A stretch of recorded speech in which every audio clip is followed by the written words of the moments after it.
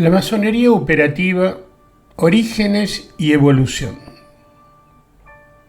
La historia de la masonería no comienza, como muchos creen, con templos modernos ni símbolos en logia, sino con gremios de constructores medievales, manuscritos en gótico y un legado que viaja desde el Imperio Romano hasta la Ilustración. Los primeros rastros, que fueron las constituciones góticas. Las primeras referencias históricas sobre organizaciones de masones aparecen en las constituciones góticas, llamadas así por estar escritas en caracteres góticos. Según estos documentos, en el año 287 después de Cristo, San Albano, mártir de Bretaña, actual Inglaterra, obtuvo del emperador romano Carausius un decreto que permitía reunir a los masones en un concilio general. Recordemos que esto es anterior al concilio de Nicea. Había un determinado cristianismo. Estas constituciones góticas marcaron un cambio fundamental. No solo hablaban de construcciones, defendían algo revolucionario, que el hombre era más que un siervo feudal. Era parte de una hermandad, era un miembro valioso de un gremio esencial para la sociedad.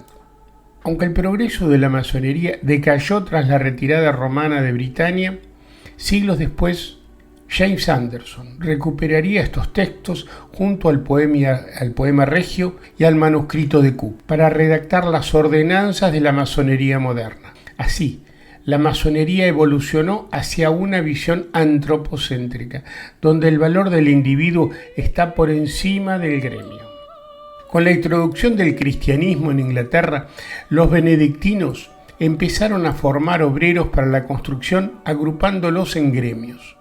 Cuando llegó a Inglaterra en el año 557, el benedictino San Agustín de Canterbury los protegió y se construyeron la antigua catedral de Canterbury y todas las grandes iglesias inglesas. Maravillado por estas obras, el Papa Bonifacio IV les dio un privilegio extraordinario: exención de impuestos, perdón por los delitos regionales y libertad para viajar. Gracias a eso, su conocimiento cruzó fronteras.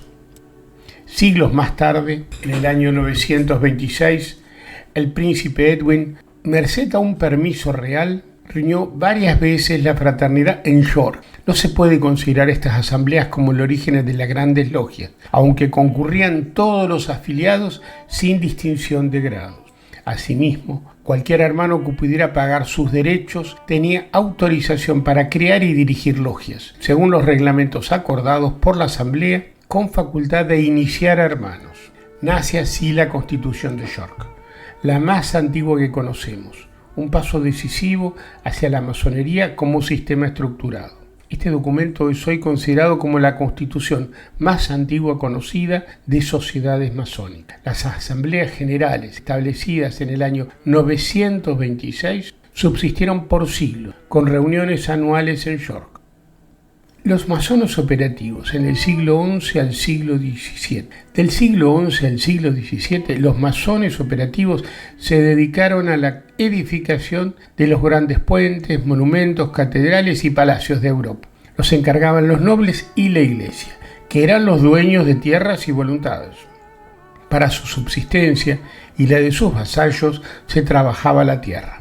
Para ello no se necesitaban instrucción ni conocimientos, alcanzaba con la experiencia, pero para las construcciones, grupos de obreros calificados recorrían Europa y eran contratados para satisfacer sus ambiciones. El término freestone masón aparece por primera vez para designar a los canteros en Inglaterra en 1360, en documentos del reinado del rey Eduardo I. Se fija en ello la escala de salarios, deberes y mutuas obligaciones de contratantes y contratados. Estos contratos fueron la base de lo que hoy conocemos como convenios sindicales. Las logias que agrupaban a estos trabajadores profesionales forzaron que aparecieran documentos o cartas tales como la Carta Magna de 1245 de Juan Sin Tierra, el Manifiesto Cook en el 1400, reglamentos de los canteros de Estrasburgo en el 1459 y definen derechos y obligaciones de patrono y contratados, vivienda para las familias, alimentación, ropa, escolaridad para los menores, a cambio de la construcción de la famosa catedral de esa ciudad. El clero era quien los contrataba. A fin de evitar que el elemento clerical se infiltrase entre su gente cuando cambiaban de lugar o de ciudad, usaron señales de reconocimiento. Dada su relación con la iglesia, basaron todos sus ceremoniales en la Biblia y como eran constructores recorrían frecuentemente al único pasaje bíblico que trata un proceso de construcción, la construcción del Templo de Salomón. Las logias funcionaban como escuelas técnicas donde se enseñaba a leer planos y usar herramientas como la escuadra, el compás, el nivel, símbolos que aún perduran hoy. Los masones operativos se organizaban en 3 grados: aprendices, que eran las personas en formación, compañeros, obreros calificados, y los maestros, eran arquitectos y los líderes. También admitían a masones aceptados, sabios, artistas o protectores ajenos al oficio, pero útiles a la hermandad. Resumiendo, así aparecen corporaciones de constructores masones integrados en guildas o logias a lo largo y ancho de toda Europa, en los siglos del X al XVII. El objeto principal de la agrupación era la defensa de los intereses de sus miembros y comprendía entre estos intereses el monopolio, la conservación y perfeccionamiento del oficio, la ayuda mutua entre los agremiados y la defensa contra el régimen teológico feudal. La iglesia era el empleador de la construcción de catedrales y quería pagar lo menos posible.